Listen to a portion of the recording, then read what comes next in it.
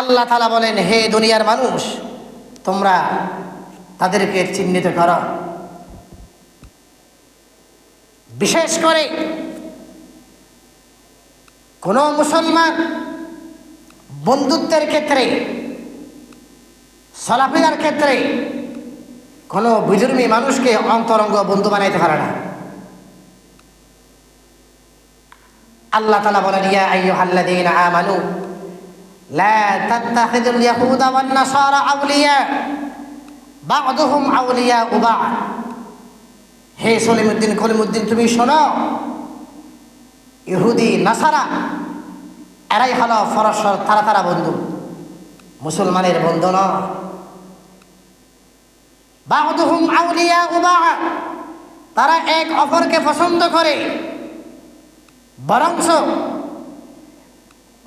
মুসলমানের বিরুদ্ধে তাদের যত ষড়যন্ত্র হইতে পারে, এক্ষেত্রে মুসলিম ছাড়া যত ধর্ম আছে সেক্ষেত্রে তারা সবাই হলো এক। তারা সবাই হলো কি ভাই?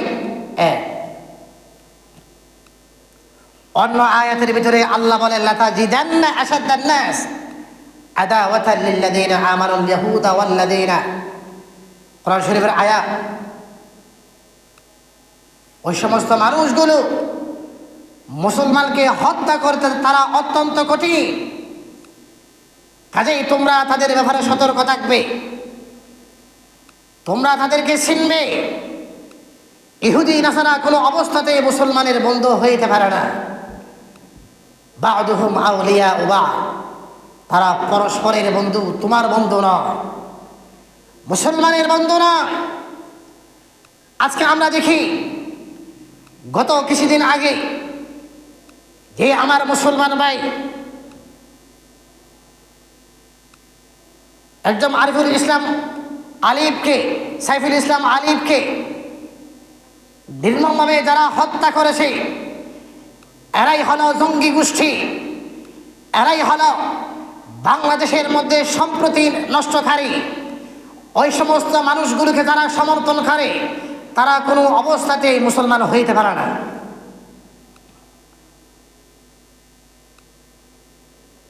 আপনার সামনে, আমার সামনে আমার মুসলমান ভাইকে হত্যা করবে, আর আপনি তাদেরকে সমর্থন জানাইবেন। ফেসবুকের লেখনির মাধ্যমে আপনি বরংশ মুসলমানকে ঠেট দিবেন মুসলমানের ঘরের সন্তান হয়ে। এটি কোনো মুসলমান সন্তানের চরিত্র হইতে পারে না। এরাই হলো উগ্রবাদী গোষ্ঠী। তারা চায় দেশের মধ্যে বিশৃঙ্খলা তৈরি করে অরাজ্যকর একটি রাষ্ট্রে পরিণত করার জন্য তারা প্রতিনিয়ত তারা ষড়যন্ত্র করতেছে। কাজেই আমাদের সজাগ দৃষ্টি রাখতে হবে। ওই সমস্ত ইসকন হিন্দুত্ববাদী শক্তি, তারা ওই জঙ্গি গোষ্ঠী ইসকন, তারা নিজেরাও সনাতন ধর্মী ভাইদের উপর নানানভাবে বিভিন্ন সময় তারা অত্যাচার করেছে। তারা চায় এই দেশের মধ্যে জঙ্গি গোষ্ঠী তৈরি হোক। অতএব আমাদের প্রতিটি মেম্বার থেকে আমাদের এই দাবি হলো, ওই সমস্ত উগ্রবাদী গোষ্ঠী ইসকনকে বাংলাদেশ থেকে চিরতরে নিষিদ্ধ করা হোক। ইসকনকে নিষিদ্ধ করার অর্থই এই নয় অন্য অন্য ধর্ম অবলম্বী যারা আছে তাদের অধিকারের উপর হস্তক্ষেপ করা। প্রিয় হাজিরিন, মুসলমান কান্ট্রিতে কিভাবে দিবালুকে আইনের জায়গার মধ্যে একজন আইনজীবীকে, জায়গাটা হলো আইনের জায়গা, ওই জায়গার মধ্যে মুসলমান আইনজীবীকে নির্মমভাবে কেমনভাবে হত্যা করে। প্রিয় হাজিরিন, ওই সমস্ত হিন্দুত্ব উগ্রবাদী গোষ্ঠী ইসকনকে সারা বাংলাদেশ থেকে নিষিদ্ধ করতে হবে। বিশেষভাবে এদের উৎপত্তি সবচেয়ে বেশি হল চট্টগ্রাম শহরে তারা সবচেয়ে বেশি সাপোর্ট পেয়েছে চট্টগ্রাম শহরে। আলহামদুলিল্লাহ, এদের ব্যাপারে সারা বাংলাদেশ থেকে প্রতিনিয়ত আওয়াজ উঠতেছে। ইনশাআল্লাহ শীঘ্রই তাদের শেকলকে ছিঁড়ে ফেলে এই দেশ থেকে তাদেরকে ইনশাআল্লাহ নিষিদ্ধ করা হবে। তবে আমাদের পরিষ্কার কথা হলো, ইসকনকে নিষিদ্ধ করার অর্থ এই নয় হিন্দু ধর্ম অবলম্বী, সনাতন ধর্ম অবলম্বী যারা আছে তাদের অধিকারের মধ্যে হস্তক্ষেপ করা একথা নয়। বরঞ্চ বাংলাদেশের মানুষ, যদি আমরা আপনাদেরকে তথ্য দিই, বাংলাদেশের মধ্যে সবচেয়ে বড় মাদ্রাসা হলো হাটহাজারী মাদ্রাসা, যাকে বলা হয় উম্মুল মাদারিস হাটহাজারী মাদ্রাসা। হাটহাজারী মাদ্রাসার পাশেই হলো বিশাল আকারের মন্দির। বিশাল আকারের কি ভাই? মন্দির। আজ পর্যন্ত হাটহাজারী মাদ্রাসা এবং মন্দিরের সাথে কোনো দিন কি হয় নাই, মনোমালিন্য হয় না। তার অর্থই হলো যার ধর্ম সে নির্দিষ্ট জায়গার মধ্যে আরামসে পালন করতে পারতেছে।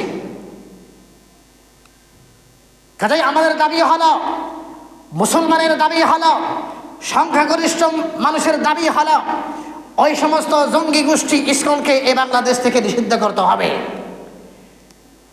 তারা চায় বাংলাদেশের মধ্যে অরাজকতা তৈরি করে ফ্যাসিস্ট তাদেরকে আবার পুনর্বাসন করার জন্য যত মদত দরকার এই ইন্ধনগুলো তারা দিচ্ছে। কাজে আসো হাতে হাত মেলাই একতাবদ্ধ হয়ে আমরা দ্বীন ইসলামের স্বার্থে আমরা কাজ করি। আপনাকে মনে রাখতে হবে, আপনার রাজনৈতিক পরিচয় আগে নয়, আপনার আগে পরিচয় হলো আপনার ধর্মের পরিচয়। কিসের পরিচয়? ধর্মের পরিচয়। এমন কোন রাজনৈতিক দলকে পছন্দ করা যাবে না যে রাজনৈতিক দল দ্বীন ইসলাম নিধনের ক্ষেত্রে সহযোগিতা পালন করে, দ্বীন ইসলামকে খতম করার জন্য চেষ্টা করে। ওই সমস্ত রাজনৈতিক দলগুলো কোনো অবস্থাতেই নিজে আপনি পছন্দ করতে পারেন না। আপনার আগেই পরিচয় হলো আপনার ধর্ম। আসুন আমরা সকলে একতাবদ্ধ হয়ে দ্বীন ইসলামের ছায়ায় তলে এসে আমরা এই দেশের মধ্যে শান্তির ক্ষেত্রে আমরা ভূমিকা পালন করি। এই জন্য ভাই আবার বলছি, ওমান আযলামু মিম্মান ইফতারা আলা আল্লাহি কাযিবা আও কাযযাবা বিআয়াতি। যে সমস্ত মানুষ আল্লাহর আয়াতকে অস্বীকার করে, আল্লাহর বিধানকে অস্বীকার করে, আল্লাহ রাসূল সাল্লাল্লাহু আলাইহি ওয়াসাল্লামের বিধানকে অস্বীকার করে, হালালকে হালাল জানার পরেও অস্বীকার করে, হারামকে হারাম জানার পরেও অস্বীকার করে, ওই সমস্ত মানুষগুলো হলো মুনাফিক। তাদের ব্যাপারে আল্লাহ তাআলা কাল কিয়ামত দিবসের মধ্যে কঠিন শাস্তির ব্যবস্থা করবেন। প্রিয় হাজিরিন,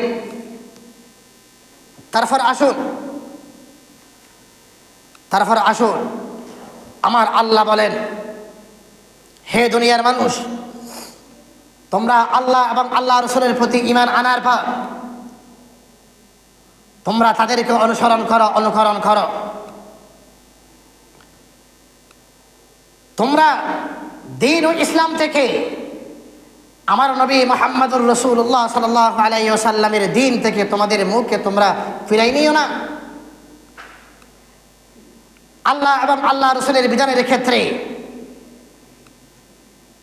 তোমাদের হুকুম হবে সামিআনা ওয়া আতানা। আল্লাহ বলেছেন, আল্লাহ রাসূল বলেছেন, আমরা এগুলো মানব, এগুলো আমল করব। এটাই হলো একজন মুসলমানের চরিত্র। তবে আমাদের ব্যর্থতা হলো কোথায়?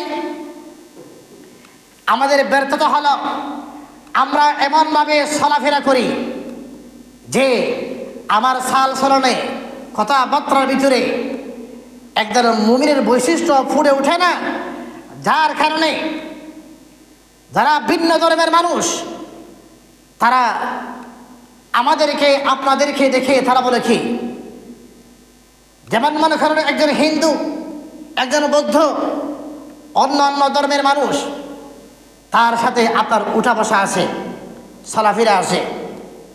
আপনি মুসলিম, সে হলো অন্য ধর্মের মানুষ, কিন্তু আপনার চলাফেরার ভিতরে এবং তার চলাফেরার ভিতরে তেমন কোনো পার্থক্য নাই, তেমন কোনো কি নাই, পার্থক্য নাই।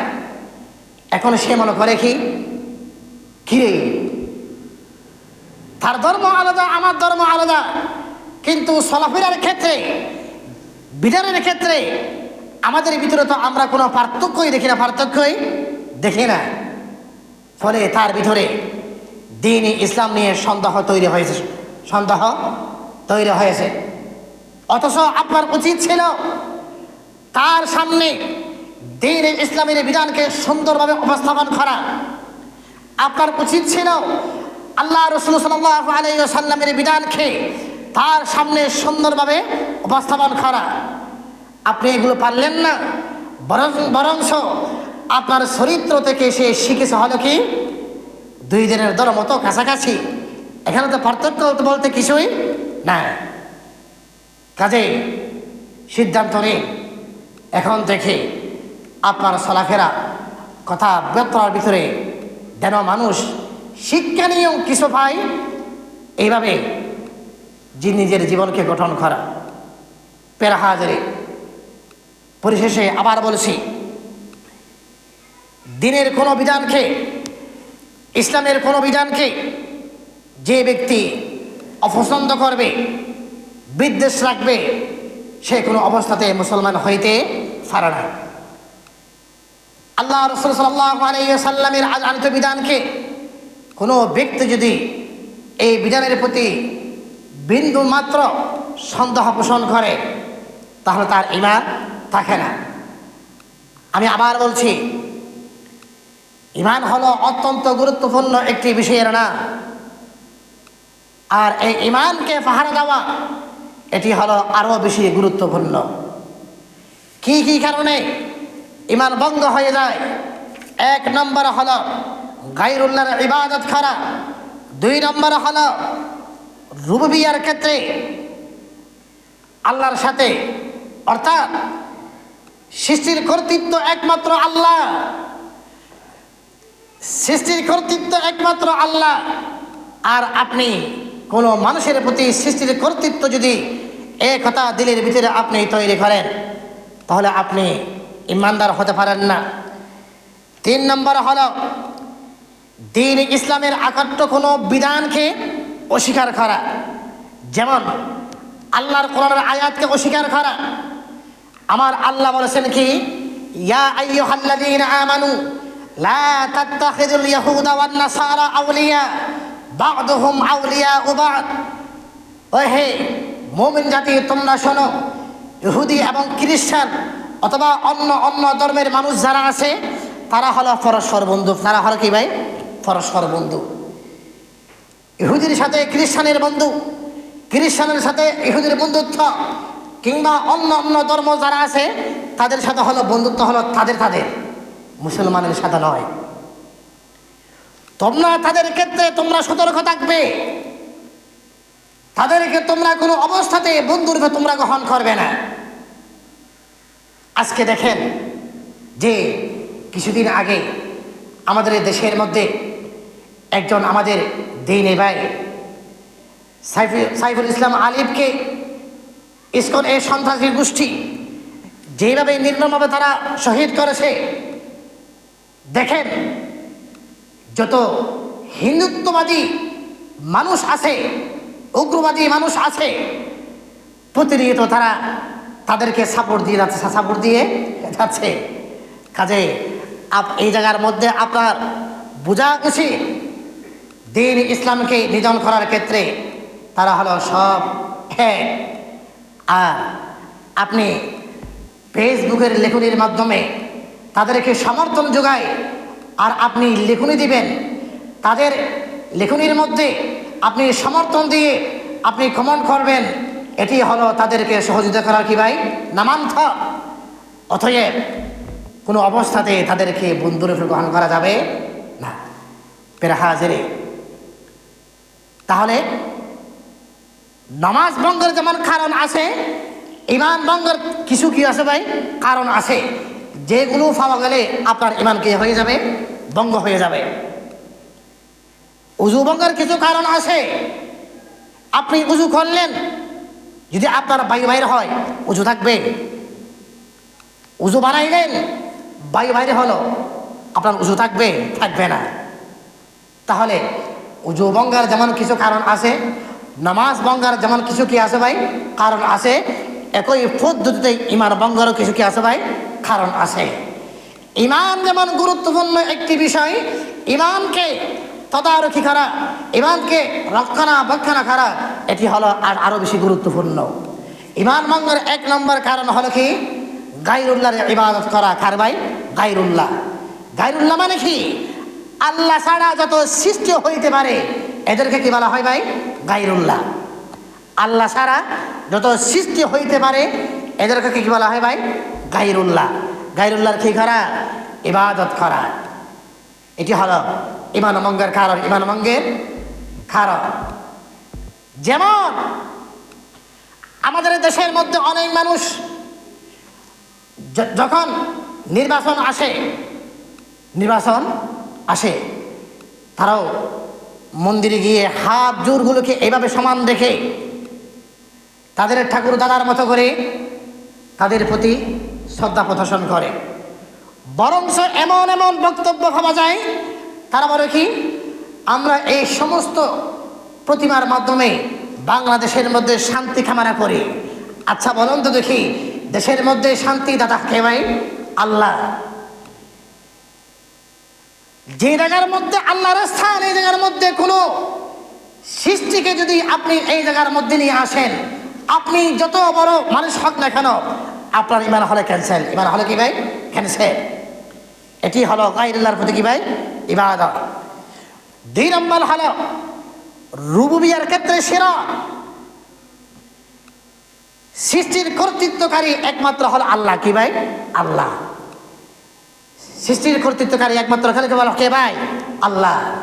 কোরআন শরীফের আয়াত, লাউ কানা ফীহিমা আলিহাতুন ইল্লাল্লাহু লাফাসাদাতা। খেয়াল করেন, লাউ কানা ফীহিমা আলিহাতুন ইল্লাল্লাহু লাফাসাদাতা, সূরা আম্বিয়ার আয়াত। যদি আল্লাহ দুইজন হইতো, কয়জন ভাই? দুইজন হইতো। একজন বলতো দেয় আজকে সূর্য সকালবেলা উঠছে, রাত্র সূর্য উঠতে হবে। আরেকজন বলতে দেয় আজকে চাঁদ উদয় হবে না, চাঁদ উদয় হবে কে? সকালবেলা। দুইজনের ভিতরে দূরত্ব তৈরি হইতো, দুইজনের ভিতরে দূরত্ব হইতো, বিভাজন তৈরি হইতো। লাউ কানা ফীহিমা আলিহাতুন ইল্লাল্লাহু লাফাসাদাতা। একাধিক আল্লাহ মানার অর্থই হলো নিজেকে শেষ করে দেওয়া। কি ভাই? শেষ করে দেওয়া। তাহলে সৃষ্টির কর্তৃত্বকারী একমাত্র কে ভাই? আল্লাহ। 3 নম্বর হলো কোরআন শরীফের কোনো বিধানকে, দ্বীন ইসলামের কোনো বিধানকে অস্বীকার করা। কি করা ভাই? অস্বীকার করা। জিহাদ ফরজ, আপনি অস্বীকার করলে জিহাদ হলো কি ভাই? ফরজ। আপনি যদি অস্বীকার করেন ইমান ক্যান্সেল। ইমান কি? ক্যান্সেল। জিহাদে যান নাই, আপনি অপরাধী, আল্লাহ মাফ করে আপনাকে বেহেশত দিতেই পারে জিহাদে না গেলে। কিন্তু অস্বীকার করলে হলো মুশরিক, কাফের। অস্বীকার হলো কি ভাই? কাফের। যেমন নামাজ ফরজ, নামাজ না পড়লে আপনার কাছে তওবা করলে আল্লাহর কাছে আল্লাহ হয়তো আল্লাহ আপনাকে মাফ করে বেহেশত দিতেই পারে। নামাজ পড়লেন না, বরঞ্চ আপনি বললেন নামাজের মধ্যে কি ফায়দা আছে, নাউজুবিল্লাহ, এভাবে টিটকারি করলে, নামাজের আয়াতকে অস্বীকার করলে আপনার ইমান চলে যাবে। আপনি হবেন কি ভাই? বেঈমান। আল্লাহর আকর্ষ বিধানকে অস্বীকার করা। 4 নম্বর হলো যে বিষয়টি আল্লাহর পক্ষ থেকে হারাম, যে বিষয়টি আল্লাহর পক্ষ থেকে কি হারাম, হারামকে হালাল মনে করা, হারামকে হালাল মনে করা। যেমন জানা হলো হারাম, জানা হলো কি ভাই হারাম। এই ব্যক্তি এত পরিমাণ জানা করে তার কাছে মনে হয় যেন হালাল, কি ভাই হালাল, ইমান চলে যাবে। জানা করেছে কিন্তু মনে মনে কিরে আমি তো অপরাধ করেছি, এখনো ইমান কি আছে ভাই, ঠিক আছে কিছুটা আছে। মদ হলো হারাম কিন্তু মদকে হারাম মনে করে না, হালাল মনে করে, হালাল মনে করে খায়, মনে করে আমি তো ভাত খাওয়ার পর যে পানি খাই পানির মতো আমি মদ খাই, এখানে আর ওই পানি আর ওই পানির মধ্যে পার্থক্য কোথায়। এরকম যদি তার চিন্তা চেতনার ভিতরে মন মেজাজ তৈরি হয়, আল্লাহর আয়াতকে অস্বীকার করার কারণে তার ইমান কি হয়ে যাবে, ভঙ্গ হয়ে যাবে। প্রিয় হাজিরিন, আরেকটি হলো ধর্ম নিরপেক্ষ মতবাদ। এটি একটু কঠিন, এটি কি ভাই তা অনেকে বুঝতে চায় না। ধর্ম নিরপেক্ষ মতবাদ, ধর্ম নিরপেক্ষ মতবাদের দুইটি অংশ হইতে পারে, একটু খেয়াল করবেন, একটু কঠিন। ধর্ম নিরপেক্ষ মতবাদের দুইটি দিক হইতে পারে। একটি হলো কি যে আপনার চিন্তা চেতনার ভিতরে এমন হয়, ধর্ম নিরপেক্ষ মতবাদ অর্থই হলো এই দেশের মধ্যে যে ধর্মের মানুষ তাদের নিজ নিজ অবস্থায় তাদের ধর্ম পালন করবে, তাহলে এটি ঠিক আছে, এটি কি আছে ভাই ঠিক আছে। এবারে হিন্দুরা তাদের গির্জায় গিয়ে মন্দিরে গিয়ে নির্দিষ্ট উপাসনায় গিয়ে তাদের ধর্ম তারা পালন করুক, কোনো অসুবিধা নাই। আমাদের ধর্ম আমরা আমার জায়গার মধ্যে আমরা পালন করব, কোনো কি নাই, অসুবিধা নাই। এটি হলো একটি দিক। যদি ধর্ম নিরপেক্ষ মতবাদের অর্থ যদি এমন হয়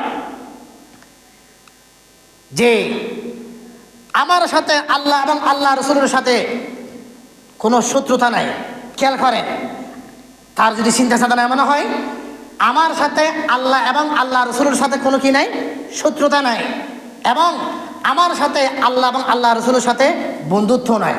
দেখেন দুইটা দিক, একটি হলো আল্লাহ রসুল, আল্লাহ এবং আল্লাহ রসুলের সাথে শত্রুতা না থাকার মনোভাব তৈরি হওয়া। দ্বিতীয় দিক হলো আমার সাথে নাউজুবিল্লাহ আল্লাহ এবং আল্লাহ রসুলের সাথে কেউ নাই, বন্ধুত্ব নাই, শত্রুত্ব নাই, বন্ধুত্ব নাই।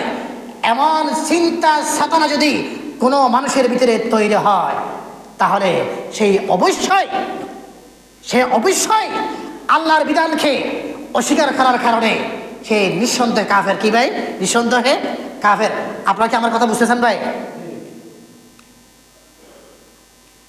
আমাদের দেশের মধ্যে এমন কিছু মানুষ আছে তাদের ধর্মীয় বিশ্বাস হলো কি হিন্দু হোক, বৌদ্ধ হোক, চাকমা হোক, দুনিয়ার মধ্যে যদি কোনো ভালো কাজ করে পরকালে সে মুক্তি পাবে, এমন বিশ্বাস রাখে। এমন মানুষ আছে কিনা ভাই? আছে। এটি দুনিয়ার মধ্যে ভালো কাজ করলে পরকালে মুক্তি পাবে একমাত্র হলো ইমানদার। কি ভাই? ইমানদার। দুনিয়ার মধ্যে ভালো কাজ করলে পরকালে মুক্তি পাবে একমাত্র কারা ভাই? ইমানদার। যদি আপনার চিন্তা চেতনা এমন হয় যে ধর্মের মানুষ হোক না কেন দুনিয়ার মধ্যে ভালো কাজ করলে পরকালে জান্নাতে যাবে, এমন বিশ্বাস যদি আপনার তৈরি হয়, আপনি হলো খাট্টা একজন শয়তান ছাড়া আর কিছুই না। প্রিয় হাজিরিন, এজন্য ভাই বিশেষ ক্ষেত্রে 7 নম্বর হলো আল্লাহ এবং আল্লাহ রসুলকে নিয়ে ঠাট্টা বিদ্রুপ করা, ইমান চলে যাবে, ইমান চলে যাবে। অনেক মানুষ তারা ওই মন্দিরে গিয়ে এমনভাবে ঠাট্টা বিদ্রুপের সাথে বলে কি আমরা এখানে এসেছি এই জন্য নাকি, এগুলো বিশ্বাস করার কারণে সে মুসলিম ঠেট দিয়ে বলতেছে কি আমরা এখানে আসলে দেখি ইমান চলে যায়, ইমান চলে যায়। এগুলো বিশ্বাস করলে এরকম কথা অনেকেই বলে। এই সমস্ত মনোভাব কথাগুলো নিজের মুখ দিয়ে বের হওয়া, এটি হলো ইমান ভঙ্গের কারণ। ইমান ভঙ্গের কারণ আপনি তার সাথে চলতে পারেন, ফিরতে পারেন, কিন্তু আমি একটু আগেই বলেছি বিশেষ করে হিন্দুরা, বৌদ্ধরা, চাকমারা এদের সাথে আমরা চলি, একই বাজারে একই দোকানে আমরা বাজার করি, বাজারে যাই, হাটে যাই, চলাফেরা করি, লেনদেন করি, এগুলো হয় না ভাই? হয়। তবে আমাদের এক নম্বরে গাঁথতে হলো কোথায় জানে? কোনো বিধর্মীর কাছে আমরা আল্লাহ রসুল সাল্লাল্লাহু আলাইহি ওয়াসাল্লামের সুন্দর চরিত্রকে তার সামনে আমরা উড়াইতে পারি নাই। আপনার সাথে হিন্দুর সম্পর্ক, সে যেমন খায় আপনি তেমন খান, সে যেমন পড়ে আপনিও পড়েন, সে যেখানে যায় আপনিও সেখানে যান। এখন তার কনসেপ্ট তৈরি হয়েছে কি জানেন? কিরে, সে তো মুসলিম, কিন্তু তার মধ্যে তো আমার ধর্মের মধ্যে তেমন কোনো পার্থক্য দেখি না। অর্থাৎ আপনার কাছ থেকে শিকার মতো সে কিছু পায় নাই, আপনি তাকে কিছু দিতে পারেন না। কাজেই আপনি হলে ব্যর্থ, আপনি হলে কি ভাই? ব্যর্থ। আপনার চলাফেরার কারণে তার ভিতরে ভুল মেসেজ কি হয়েছে? তৈরি হয়েছে। উচিত ছিল লেনদেনের ক্ষেত্রে, কথাবার্তার ক্ষেত্রে, যে কোনো ক্ষেত্রে দ্বীন ইসলামের সৌন্দর্যকে তার সামনে কি করা ভাই? ফুটাই তোলা। আমরা পারি নাই, এগুলো আমরা যেন তাদের সামনে উড়াইতে পারি। তাহলে কি ভাই? গায়রুল্লাহর ইবাদত করলে দরভঙ্গ হয়ে যায়। রুবুবিয়্যার ক্ষেত্রে শিরক, তখন ঈমান চলে যায়। আল্লাহর কোন আয়াতকে অস্বীকার করলে তখনও ঈমান চলে যায়। আল্লাহ এবং আল্লাহ রসুলকে নিয়ে ঠাট্টা বিদ্রুপ করলে তখনও ঈমান চলে যায়। কাজে এই সমস্ত মনোভাব আল্লাহ তাআলা যদি আমাদের ভিতরে এসেই থাকে, এগুলো আল্লাহ তাআলা দিল থেকে বের করে দেন। আমিন বলেন। পরিশেষে আবার বলছি, আলহামদুলিল্লাহ, পুরো দেশের মধ্যে এখন একটি জাগরণ তৈরি হয়ে গেছে। বাংলাদেশের মধ্যে উগ্রবাদী ইসকনকে নিষিদ্ধ করতে হবে, তার এই দাবিতে আজকে সারা দেশের মধ্যে বিক্ষোভ হবে। নামাজের পর দৌলতপুরের কেন্দ্রে মসজিদ থেকে বিক্ষোভ হবে। আপনারা ওই জায়গার মধ্যে শরীক থাকবেন, মনে করে রাখবেন, এটি হলো ইমানি দাবি। কি ভাই? ইমানি দাবি। যেখানে সেখানে দরদ দেখাবেন না, এটি হলো ইমানি দাবি যে হিন্দুত্ববাদী শক্তি আমার মুসলমানকে শহীদ করতে পারে, তার শরীর থেকে রক্তগুলোকে রাস্তার মধ্যে ঢেলে দিয়ে তারা আবার মানুষ হত্যা করার জন্য এই দেশের মধ্যে ষড়যন্ত্র তৈরি করতে পারে। আমরা কেন বসে থাকবো? আমরা বলছি না তার প্রতিবাদ করার অর্থই হলো সনাতন ধর্মী হিন্দু ধর্মের অধিকার থেকে তাদেরকে নষ্ট করা, এই কথা আমরা বলছি না। তারা উগ্রবাদী শক্তি এই দেশের মধ্যে অরাজকতা তৈরি করতে চায়, তাদের কালো হাতকে ভেঙে দেওয়া, এটি হলো আমাদের ইমানি দাবি। এই জন্য ভাই আজকে সারা দেশের মধ্যে বিক্ষোভ হবে, সারা দেশের মধ্যে বিক্ষোভ হবে। নামাজের পর আপনারা দৌলতপুরে চলে যাবেন বাজারে, ইনশাল্লাহ। ওখান থেকে এখানে কোন মাসলাকের মানুষ, কোন ধর্মের মানুষ, কোন রাজনৈতিক পরিচয় এটা নয়, একটাই পরিচয়, এটা হলো ইসলামের পরিচয়। কিসের পরিচয় ভাই? ইসলামের পরিচয়। ইনশাআল্লাহ প্রত্যেকে শরীর থাকবেন। ওয়া আখির দাওয়ানা আলহামদুলিল্লাহি রাব্বিল আলামিন। আসসালামু আলাইকুম ওয়া রাহমাতুল্লাহ।